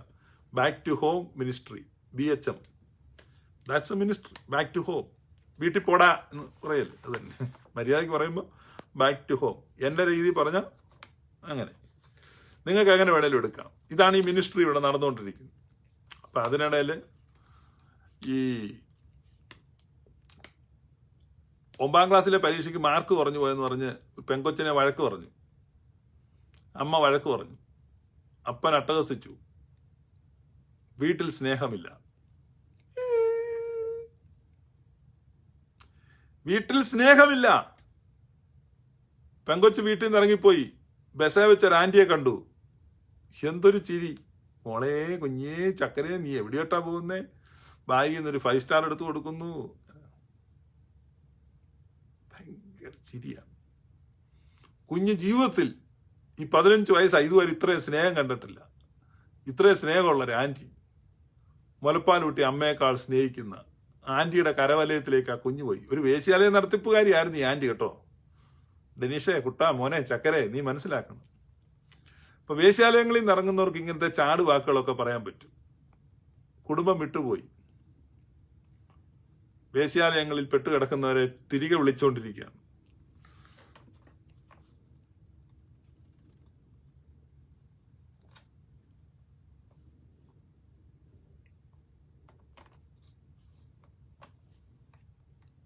അപ്പൊ എല്ലാ തിരുവെഴുത്തും ദൈവശ്വാസീയമാണ്. ഇനി നമ്മൾ ഈ എല്ലാം എന്നുള്ളത് നമ്മൾ നോക്കുകയാണ്. നമ്മൾ പറഞ്ഞു അവിടെ പൗലോസ് എഴുതിയിരിക്കുന്നത് പഴയ നിയമത്തെ കുറിച്ചാണ്. അപ്പൊ ഇനി പുതിയ നിയമം ഉണ്ട് എന്ന് നിങ്ങൾ പറയുകയാണ്. ഇതിനകത്ത് ഈ വാക്യത്തിന്റെ പരിധിയിൽ പുതിയ നിയമം വരുന്നു, അല്ലെങ്കിൽ ഈ പുതിയ നിയമ ഗ്രന്ഥങ്ങൾ വരുന്നു എന്ന് പറഞ്ഞാൽ ആ ഗ്രന്ഥങ്ങൾ ഏതൊക്കെയാണെന്ന് നിശ്ചയിക്കാനുള്ള അധികാരം ആർക്കാണ്? ആ അധികാരം എങ്ങനെയാണ് അവർക്ക് കിട്ടിയത്?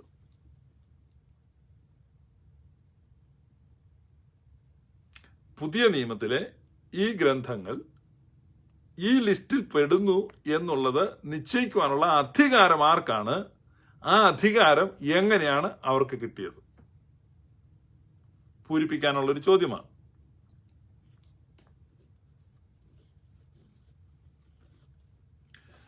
ഇനി അടുത്തത് തികഞ്ഞവനാക്കുന്നു, വക പ്രാപിച്ച് തികഞ്ഞവനാകേണ്ടതിന്. ഈ 2 തിമോത്തി 3:16 തികഞ്ഞവന, perfect. The scripture makes one perfect, എന്നെ പെർഫെക്റ്റ് ആക്കുന്നു എന്നാണ് പറയുന്നത്. ആർട്ടിയോസ് എന്നൊരു ഗ്രീക്ക് വാക്കാണ് അവിടെ ഉപയോഗിച്ചിരിക്കുന്നത്, പെർഫെക്റ്റ്. ഇതെങ്ങനെയാണ് പെർഫെക്റ്റ് ആക്കുന്നത്?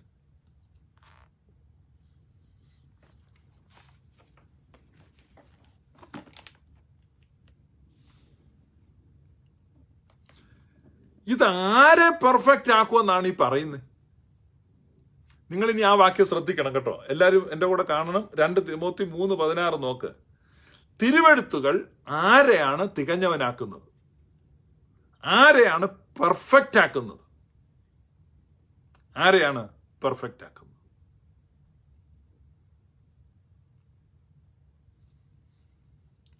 ഇപ്പൊ ഇവിടെ ആ ബുക്ക് ഇല്ല, അപ്പുറത്തെ മുറിയില്ല. ഇവിടെ ഒരു ഹാൻഡ് ബുക്ക് ഉണ്ട്. എൻ്റെ വൈഫ് ഉപയോഗിക്കുന്ന ഒരു ഹാൻഡ് ബുക്കാണ്. ഇങ്ങനെ ചെറിയ ബുക്കാണ്, അപ്പുറത്തെ മേശയിലിരിക്കുന്നത്. ഇങ്ങനെ ഒരു സാധനമുണ്ട്. അതിങ്ങനെ നോക്കിക്കഴിഞ്ഞാൽ അതിനകത്ത് ഈ എല്ലാ മെഡിസിൻസും ഉണ്ട്. അതിൻ്റെ കോഡ് വാക്കുകൾ, ജനറിക് നെയിംസ്, പല രാജ്യങ്ങളിലുള്ള അതിൻ്റെ പേരുകൾ, ഇതെല്ലാം ഒരൊറ്റ ബുക്ക് ഇങ്ങനെ തുറന്നു നോക്കുക, പെട്ടെന്ന് മനസ്സിലാവും. അപ്പം അങ്ങനെ ഒരു ബുക്കുണ്ടെങ്കിൽ ഇപ്പം ഞാൻ പറയുകയാണ്, ആ ബുക്ക് ഒരു ഡോക്ടറെ പെർഫെക്റ്റ് ആക്കുന്നു. കാരണം ഡോക്ടർ എന്ന് പറഞ്ഞു കഴിഞ്ഞാൽ വർഷങ്ങൾ പഠിച്ച് അദ്ദേഹത്തിൻ്റെ കയ്യിൽ പല എക്യുപ്മെന്റ്സും ഉണ്ട്. അദ്ദേഹത്തിൻ്റെ കയ്യിലെടുക്കത്ത വിധത്തിൽ സ്റ്റെതസ്കോപ്പ് ഉണ്ട്, തെർമോമീറ്റർ ഉണ്ട്, അല്ലെങ്കിൽ പ്രഷർ നോക്കാനുള്ള മെഷീനുണ്ട്, ഇങ്ങനെയുള്ള കാര്യങ്ങളെല്ലാം ഉണ്ട് എല്ലാം. അപ്പം ഈ ഒരു സാധനം കൂടെ അപ്പോൾ ഒരാൾ പറയാണ് അതുകൂടെ ഉണ്ടായിരുന്നത് പെർഫെക്റ്റ് ആയതിന്, കാരണം ഈ ഒരു ഹാൻഡ് ബുക്ക് കൂടെ. അപ്പോൾ അല്ലെ ഒരു ഡോക്ടർ പറയാണ് അതുകൂടെ കിട്ടിയ ആ സ്റ്റേറ്റ്മെന്റ് നമ്മൾ ആ സന്ദർഭത്തിൽ നടത്തിക്കൊണ്ട് പോവുക.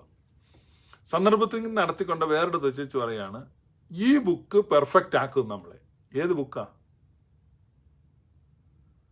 ഈ മരുന്നുകളുടെ എല്ലാം പേരും ജനറിക് നെയിം. ശരി, അപ്പൊ അതുണ്ടെങ്കിൽ നമ്മൾ പെർഫെക്റ്റ് ആവും. ഒരു ഡോക്ടറെ പെർഫെക്റ്റ് ആക്കുന്നത് എന്താണ്? ഈ ബുക്കാണ്. കുറച്ചാൾ കഴിയുമ്പോൾ ആളുകൾ ഈ ബുക്ക് മാത്രം എടുക്കുകയാണ്, മറ്റതെല്ലാം വിസ്മരിച്ച്. ഏതാ? Entrance, MBBS admission, MD, house surgency, practice.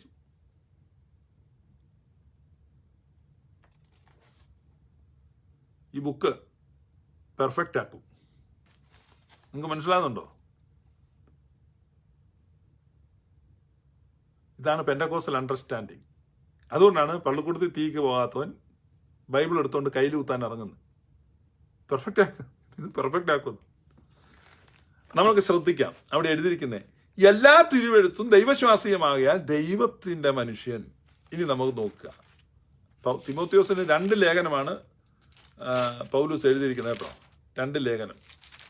അതിൽ ഒന്നാമത്തെ 2 ലേഖനമാണ്. 2-ാം ലേഖനം 3-ാം അധ്യായത്തിലാണ് നമ്മളിത് കാണുന്നത്. അപ്പൊ ആദ്യം എഴുതിയ ലേഖനമുണ്ട് തിമോത്തിയോസിന് തന്നെ. 1 തിമോത്തിയോസ് 6-ാം അധ്യായം 11-ാം വാക്യം, നീയോ ദൈവത്തിന്റെ മനുഷ്യനായുള്ളോവേ, ഓ മാൻ ഓഫ് ഗോഡ്. ഇത് സാധാരണ വിശ്വാസികൾക്ക് എഴുതിയിരിക്കുന്നതല്ല. സാധാരണ വിശ്വാസികൾക്ക് എഴുതിയിരിക്കുന്നതല്ല. ഇത് എഴുതിയിരിക്കുന്നത് മാൻ ഓഫ് ഗോഡ്, നീയോ ദൈവത്തിന്റെ മനുഷ്യനായുള്ളവേ അത് വിട്ടോടി. ഏത് വിട്ടോടി? ഏത് വിട്ടോടി?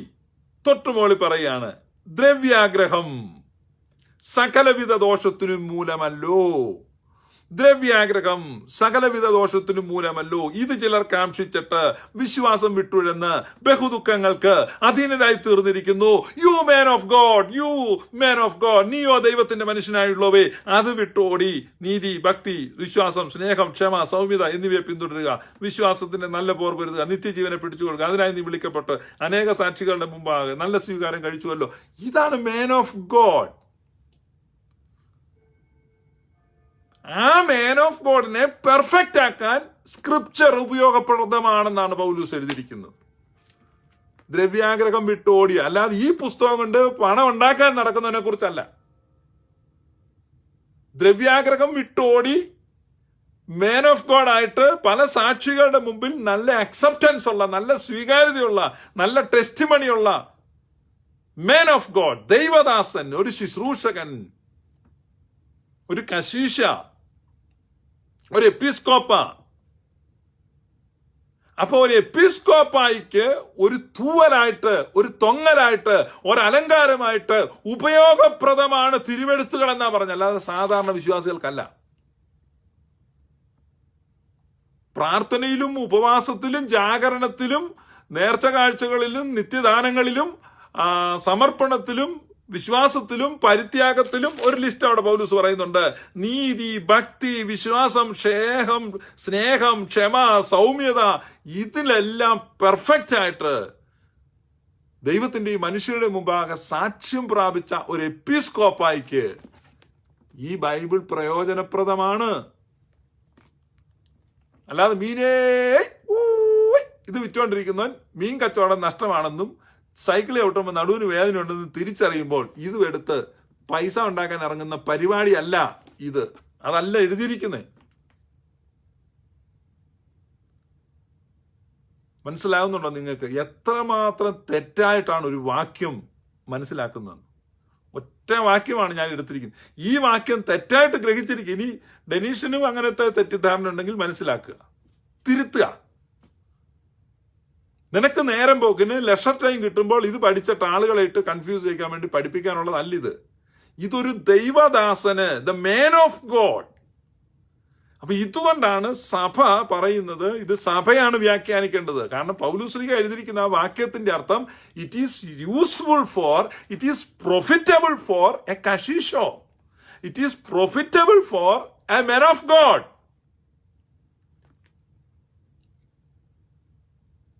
എല്ലാവർക്കും അല്ല. എല്ലാ തിരുവെഴുത്തു എന്ന് പറയുമ്പോൾ ഈ ഇതിനകത്ത് എല്ലാ വാക്കുകൾ, കഴുതാട ലിംഗം പോലത്തെ ലിംഗം ഉണ്ടായിരുന്നേ അങ്ങനെയൊക്കെ എഴുതി വെച്ചിട്ടുണ്ട്. അതൊന്നും അല്ല. അതുകൊണ്ടൊക്കെ നിനക്ക് എന്ത് പ്രയോജനം? ആർക്കുണ്ടാകുന്നത്? അപ്പൊ റൈറ്റ്ലി ഡിവൈഡ് ദ സ്ക്രിപ്ചേഴ്സ്.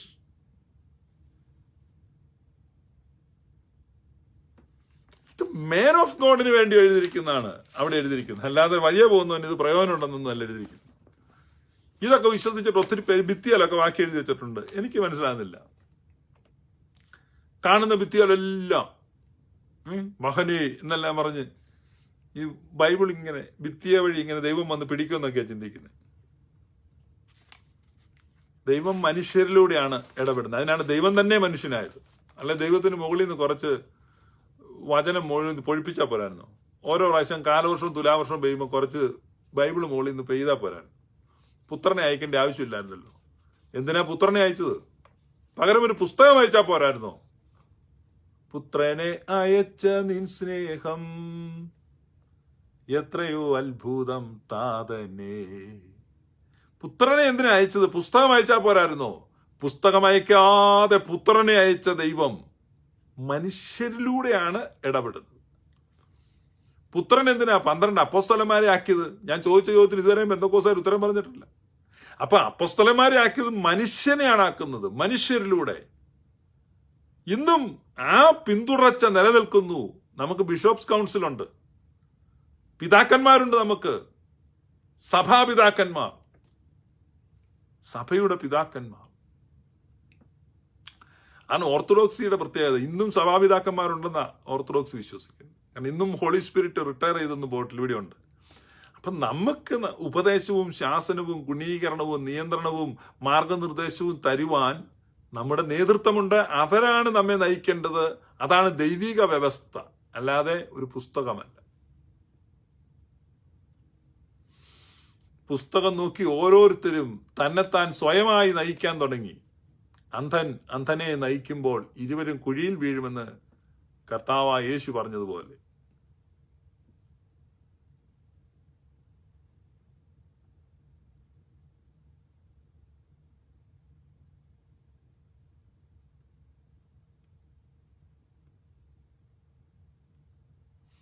ഇവിടെ അന്ധനെ നയിച്ചിടുന്ന വീഥികൾ പെന്തക്കോസ്തിന്റെ വീഥികളാണ്.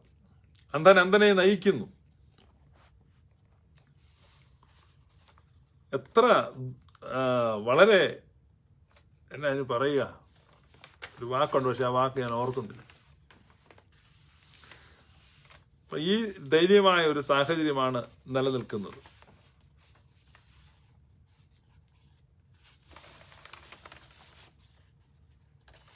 അപ്പൊ അടുത്തത് വക പ്രാപിച്ചു ഫർണിഷ്ഡ്. ഇതിന് ഗ്രീക്കിൽ എക്സാർട്ടീസോ എന്നൊരു വാക്കാണ് ഉപയോഗിച്ചിരിക്കുന്നത്. അപ്പം ഇതിൽ വക പ്രാപിച്ച് തികയുകയാണ്. ഏതിനാലാണ് വക പ്രാപിക്കുന്നത്? നമ്മൾ ഇത്രയും മനസ്സിലാക്കുക. A trained man of God, A chosen man of God, an anointed man of God, an appointed man of God. അഭിഷിക്തനായ, തിരഞ്ഞെടുക്കപ്പെട്ട, പട്ടം നൽകപ്പെട്ട, സഭ അംഗീകരിച്ച, മനുഷ്യരുടെയും ദൈവത്തിന്റെയും മുമ്പാകെ സ്വീകാര്യമുള്ള ഒരു ശുശ്രൂഷകന് ഇത് പ്രയോജനപ്രദമാണെന്നാണ് പൗലോസ് എഴുതിയിരിക്കുന്നത്. അല്ലാതെ ഇന്നലെ അങ്ങോട്ട് പോകാൻ ഇന്ന് ഇങ്ങോട്ട് വന്ന് ഇതെടുത്തോണ്ട് വന്ന് അവൻ ഇഷ്ടമുള്ള പോലെ വ്യാഖ്യാനിക്കുക എന്നുള്ള രീതിയല്ല. ഇനി ഡെനീഷ് നമ്മളെ കേട്ടോണ്ടിരിപ്പുണ്ട്. ഡെനീഷ് തന്നെ സ്വന്തം മനസാക്ഷിയിൽ ചിന്തിച്ചിട്ട് പറ, പ്രൊട്ടസ്റ്റന്റിലെ ബൈബിൾ വ്യാഖ്യാനം അല്ലെ പെന്തക്കോസ്റ്റിലെ ബൈബിൾ, പ്രൊട്ടസ്റ്റന്റുകാരും പെന്തക്കോസ്റ്റുകാരെ അംഗീകരിക്കത്തില്ല എന്നൊക്കെ ഇന്നലെ നമ്മൾ തിരുമേനി പറയുന്നത് കേട്ടല്ലോ. അത് തന്നെയാണ് ശരിയും. സെക്ടേറിയനിസമാണ്.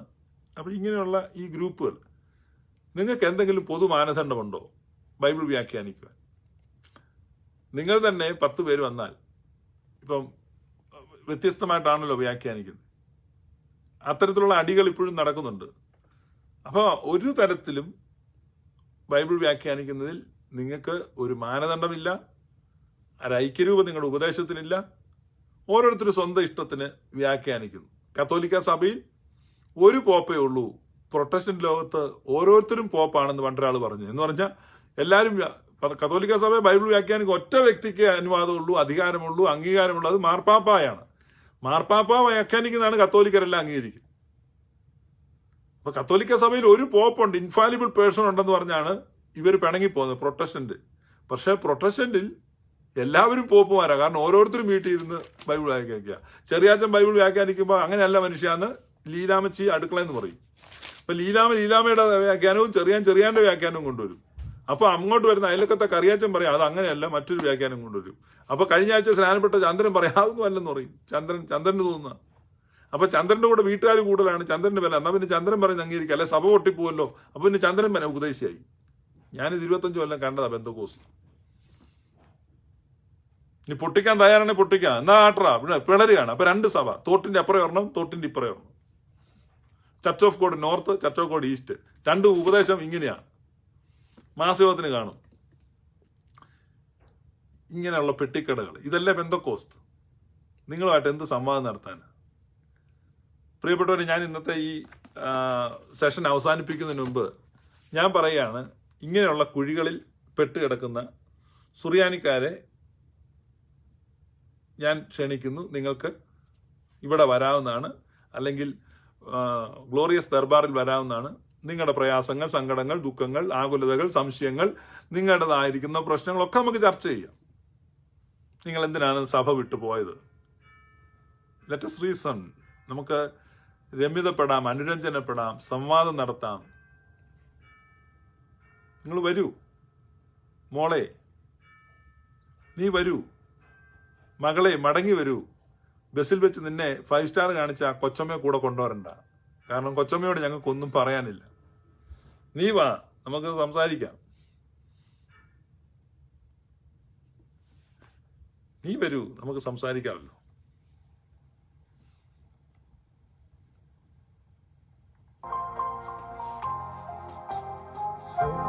ദൂതർക്കുടയവനെ, അവരാൽ മഹത്വപ്പെടുന്നവനെ, വന്ദനവോടെ നിനക്കു സ്തുതി, പ്രാർത്ഥനകൾ കൈക്കൊള്ളണമേ.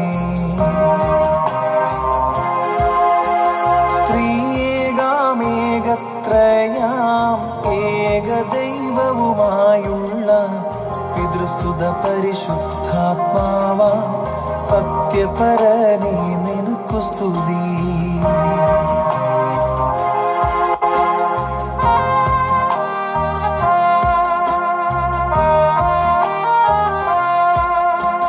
ബലഹീനരുടെ അപേക്ഷകളും അനുതാപികളുടെ കണ്ണീരും മുൻഫലമായ കാഴ്ചകൾ പോ കൈക്കൊള്ളുവോനെ നിനക്കു സ്തുതി.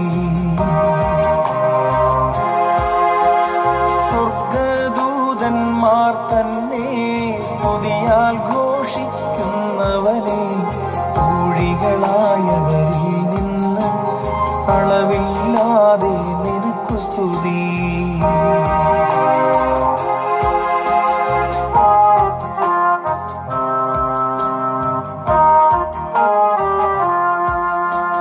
പിതൃസുത പരിശുദ്ധാത്മാവാം ഏകദൈവത്തിൻ പക്കൽ നിർമ്മലമായ ബോധത്താൽ സ്തോത്രം നാം ചെയ്തിടേണം. കൊല്ലും നഞ്ചിവയായുള്ള പൊന്നും വെള്ളിയും നേടേണ്ട നിത്യജീവൻ പ്രാപിപ്പാൻ സത്യോപദേശം കേൾക്കാം.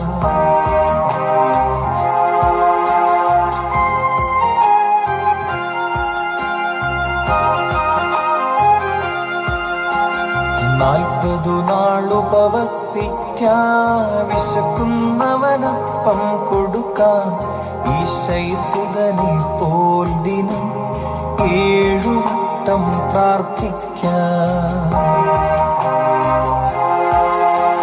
മോശയും ഏലിയാവും 40 ദിനം നോമ്പെടുത്തു. നമ്മുടെ ഡെനീഷ് എഴുതിയിരിക്കുന്നത് ഞാൻ കത്തോലിക്ക സഭയിൽ നിന്നാണ് പോയത്. അതുകൊണ്ടാണ് ഡെനീഷ്, ഞാൻ ഈ പറയുന്നത് ഈ മിനിസ്ട്രിയുടെ ഒരു പ്രത്യേകതയാണ്. ഞാൻ എത്രയോ നാൾ നിങ്ങളുടെ കൂടെ ഉണ്ടായിരുന്നു. ആ കാലഘട്ടത്തിലൊക്കെ നമ്മൾ ചർച്ച ചെയ്തു. അന്നൊന്നും ഒരു പോയിന്റും പറയാനില്ലായിരുന്നു. ഇപ്പൊ പറയുന്നത് ഇത് പൗലുസ്ലീഹയുടെ ഒരു പാറ്റേൺ ആണ്. പൗലുസ്ലീഹ തിമോത്തിയോസിന് എഴുതുമ്പോൾ പറയാണ്, നമ്മുടെ പൂർവന്മാർ, നിന്റെ അമ്മ, നിന്റെ വലിയമ്മ, നിന്റെ വിശ്വാസം, എൻ്റെ കണ്ണുനീര് വൈകാരികമായിട്ട് ആണ് ഇടപെടുന്നത്. ഇപ്പം ഞങ്ങൾ അതാണ് താല്പര്യപ്പെടുന്നത്. ഫിലേമോൻ എഴുതുമ്പോൾ നിങ്ങൾ ഡെനീഷ് കണ്ടിട്ടുണ്ടോ? ഫിലേമോനോട് പറയാണ്, പണ്ട് നീ കൊലാസിയാന്ന് ചാടിപ്പോയി നിന്റെ പഴയ ആ ദാസനുണ്ടല്ലോ, അപ്പൊ ഒനേസിമോസിനോട് പറയാണ്, നിന്റെ പഴയ യജമാനില്ലേ. ഈ റിലേഷൻഷിപ്സിനെ റീബിൽഡ് ചെയ്തിട്ടാണ് ഫെയ്ത്തിനെ കൊണ്ടുവരുന്നത്. അപ്പൊ അതാണ് ചർച്ച എന്ന് പറഞ്ഞാൽ it's A place of relationships ആണ്. അപ്പൊ അതാണ് ഇവിടെ ഞാൻ സുറിയാനിക്കാരോ നിങ്ങളുടെ അറ്റുപോയ ബന്ധങ്ങൾ, മുറിഞ്ഞുപോയ ബന്ധങ്ങൾ, അപ്പാപ്പൻ, അമ്മാച്ചൻ, എനിക്കുള്ള റിലേഷൻഷിപ്സിലേക്ക് വരികയാണ്. ആ റിലേഷൻഷിപ്സിലൂടെയാണ് നമ്മൾ ഫെയ്ത്ത്. അതാണ് പൗലുസ്ലീഹ അവലംബിച്ച മാർഗം. കാരണം church it is not an organisation, it is an organism. അപ്പൊ നിങ്ങൾ തന്നെ അവരെ പറഞ്ഞ് തിരിച്ചുവിടണം. അതാണ് നിങ്ങൾ ചെയ്യേണ്ടത്. നിങ്ങൾ തന്നെ തിരിച്ചുവിടണം. അവരുടെ സ്വത്വത്തിലേക്ക്, അവരുടെ സ്വന്തങ്ങളിലേക്ക് തിരിച്ചുവിടണം. അതാണ് ചെയ്യേണ്ടത്. അല്ലാതെ ഞാനിവിടെ വിരോധം കൊണ്ട് പറഞ്ഞാൽ.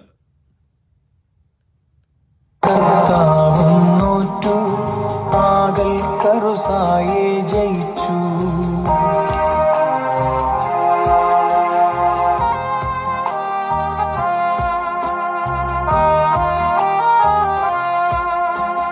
കടൽ കൂപാമഗ്നികളിൽ രക്ഷിച്ചെന്ന പ്രാർത്ഥനകൾ ഞങ്ങളുടെ നമസ്കാരങ്ങൾക്ക് കൃപയുടെ വാതിൽ തുറക്കണമേ. നമസ്കാരം കേൾക്കുന്നവനെ യാചനകൾ നൽകുന്നവനെ